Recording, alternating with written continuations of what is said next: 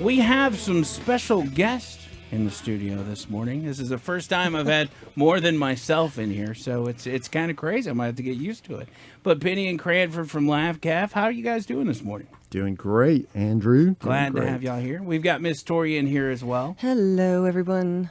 Are y'all nervous to be in here with me? Because I don't know. You guys have been listening to the show. We're here to bring the calm. I'm not yet. Yeah. That was the whole plan. Yeah. Instead of the storm, we'll bring the calm. Right. That's good. Well, But if a storm comes, we're prepared. So. That's right. That's right. Well, we wanted to bring you guys in, and I've met you guys in the past. We had to sit down, and you guys kind of explained to me what LaBCaF is all about, taught me a lot of things, and it helped me realize with some of the stuff, with the news that we've got to talk about every day, the stuff we talk about on the daily basis, the dangers people face, the stuff that you guys deal with is very helpful to everybody out there because it helps you open your mind to what's around you, your surroundings. First of all, let's talk a little bit about LaBCaF and what exactly the mission of LaBCaF is. Really, at LaBCaF, our biggest thing is realizing that people have to be prepared no matter where we are. So we teach our self-defense courses really unique, where we don't do a technique-based system where you have to practice it over and over again to get that body memory, and then you got to hope that the bad guy attacks you the same way. Right. So we teach in a system base where we're going to teach systems that no matter where you are, you always feel like you're prepared. So whether it's the stapler or the pen or the water bottle you have on hand, we teach you how to put those into categories so they're easily used. You can use them immediately. So no matter where I go as a woman, I feel completely confident, which completely changes the way I carry myself, which helps me not be targeted in the first place. Right. And then my man Cranford over here, he's got quite the accolades. Well, yeah. So you know what you're talking about. Tell us a little bit about Right. you real quick and where life has taken you. Well, my background is, for the most part, military and law enforcement. And, I've done law enforcement at the municipal level in the county and the state and federal as well. So I've got a couple of years of knowing how to handle something that's coming at me and something that's going on. But, we didn't want our class to be just about criminal stuff. So that's why we've made it really broad so that people can understand how to protect themselves in a situation that's not just criminal based, but it could also be about what's going on if a tornado is hitting your home. It could be what's going on if there's a shooter situation at a mall. So it doesn't have to be exactly somebody coming into your home and attacking you, but of course we can certainly tell you what to do with that. Right. So we tried to make it a really broad-reaching method of self-protection. Yeah. And well, in the day and age of every school or business going through certain drills, whether, like you said, tornado drills or active shooter drills and stuff like that, it's good to have your own personal training so you know what to do in those situations. You're already ready before, you have to go through the motions of this other stuff because, that's only going to prepare you so much. Right. And there's really just a ton of extremely simple things you can do to save yourself in a bad situation. But one of the things that we like to focus on in our classes is initially, you just have to have a good mindset. You have to believe that you can win, that you can survive. We get a lot of our lessons as the public from movies and TV, and we have it in our head that if you get shot, it kills you. Right. But you can survive a shot almost anywhere in your body. You can survive several shots. I mean, you see our men and women coming back from war with missing legs and arms. They survive. You can survive. Yeah, I think that's a big thing for me because I don't believe in myself a whole lot, and that's a big problem. I get on the radio usually, and the shows always go fine, but before the show starts, I'm like, I don't know what I'm going to say. I'm never going to pull this off. How am I going to last 2 hours? It always works out, but the aspect of just building self-confidence and building a sense of believing in yourself, I think that's pretty invaluable. Yes, if I may speak towards that, because it does take you realizing that you're worth it. And I think that's really hard for women too, especially because we're the weaker of the two sexes, Or so we're supposedly, told. like with quotes, So a lot of times we are taught as little girls, you always have to have a man, you have to rely on someone to take care of you. You'll never be able to survive on your own. And that was a message that was loud and clear in my life. So some things happened that were horrible and awful, and I had no idea what to do to get out of those situations. So I can't stress how important it is for LaBCaF, for every woman. I don't care how old you are. I don't care how physically fit or unfit, whatever you may be, because man, I'm not going to get emotional about this. Okay, but it's just about realizing, okay, look, can I just speak frankly for a minute? Go for it. Can I just say, women, okay, just listen to me for a second. You are worth fighting for. You are worth fighting for yourself, and you don't need anybody to take care of you. You can stand up and take control of your own safety. You can take responsibility for yourself, and you can do it. And Penny and Cranford taught me that I am worth the fight, and I will do whatever it takes to survive. And so they've taught me a certain aspect of thinking, well, I don't have to walk around and rely on my husband because he's not always going to be there. I see things in a different way, and I have a different perspective about things and I even practice mental exercises, and I'm like, oh, look, I can hide there. Oh, I can use this as a weapon or a tool of escape. So it's really invaluable information. I really can't stress that enough, how important it is. Did you ask for a better testimonial than that? I don't think we even That's as paid good her. as it gets. That was really awesome. We love Tori because, just personally being instructors and watching her go through the program. I mean, she took our 2-day course initially, and then took our awareness course after that. But even on day one of the 2-day course, just coming back from the first break, there was a complete difference in the way she carried herself, and that's what we love, is that moment where inside something changes, and you cannot ever go back to that place where you didn't think you could take care of it, And she carries herself differently now, and we just adore her. We're going to go ahead and keep playing her as our own. So I love you too. That's another thing that I'm sure is amazing. What you guys see is the change in people from day one to the it's end huge. of the program, and huge. how they carry themselves after they walk out the door for the last time. And That's true. the And things- it's all. Sorry to interrupt. No, you're good. I'm not actually sorry, but anyway. Just walk out. This is what she does over here. Just walks all over Yeah. me. All right, Jessica. No, one of the things that we're really cognizant of is a lot of women come in not realizing their strength and their survivability, how much their body is built to survive. And they don't understand just how capable they are. They grow up being princesses and fairies, and guess what? A princess and a fairy can learn to knock down a 6'2" guy.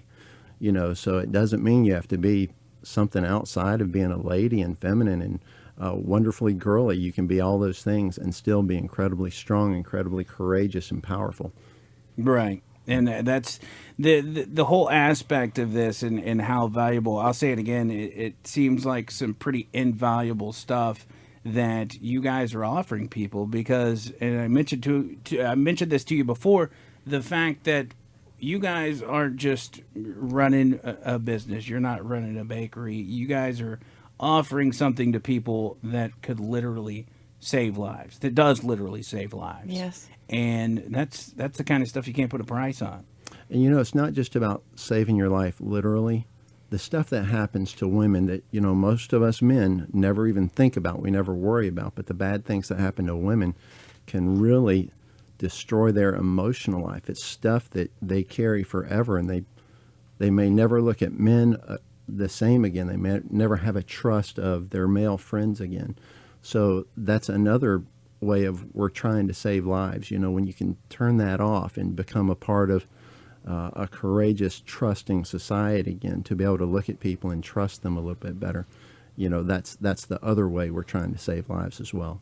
Yeah, and that's another thing. The male members of our audience, they really need to consider what this could do for their girlfriend or for their wife. You're not going to be able to to stay with your girlfriend or wife 24/7. Well, not only that, but I mean, you hear a lot of people say, "Oh, well, but I carry a weapon with me, so I'm good." Right. And that was something that I was guilty of. Like, y'all convicted my soul on the first day we met because I was like, "Oh, but I'm fine because I'm not scared to carry a gun." And then y'all kind of like prepped it to me. Okay, well, let's say there was a guy standing right here and he's attacking you. Get to your weapon. And I realized in that moment I wouldn't have been able to. I mean, it was in a place that I could not readily, access. And a lot of times that's true. It's in your purse. I mean, unless you're just on it. And even then, sometimes, you struggle to get it out, one wrong move, and that changes the whole situation. So you cannot rely on that, not to mention that there's an increasing number of gun-free zones. So you can't rely on the fact that you can bring your weapon with you. And this information is in your mind. So once you own it and you have it, it goes with you everywhere. That's right. And I think that's the biggest thing that we teach is that safety, personal protection is really about creating layers. Because if you only have one thing that you're going to use, whether it's a gun or the green kick or whatever it is, and it doesn't work, if you have a mindset of that's all I know and you haven't thought about what happens if that doesn't work, then you're not going to be able to react quickly enough to be able to have it be effective. So our whole thing is, use everything you have available. So whether it's your gun that you do have handy, or whether it's that pen that's close by to you, no matter what, we train you to have your mind go into what do I have now? What can I do? Instead of I don't know what to do. Yeah, you not only look at your surroundings differently, but just regular items. You realize that you can use those to really defend yourself, save your own life. Right. And even people that do carry firearms, what happens when that firearm malfunctions? Right. If you haven't been trained as a military person or as a police officer where you've handled those firearm malfunctions and you're in your home and it's dark and you're shaking and you're trying to hold your child and you've got a malfunction, what do? Well, we like to say, guess what? You still have a handful of heavy metal that can break bones. Right. So you see in a movie somebody ends up out of bullets and they throw their pistol down, and I yell at them every That is time. so What funny. are you doing? Pick that Don't back do up. that. Yeah, we strongly agree in people carrying firearms. We just want to get that message out that, you've got to have more of a plan too. Because if it takes care of it, great. But, what if it doesn't? Or, what if it's not to that escalation, Right.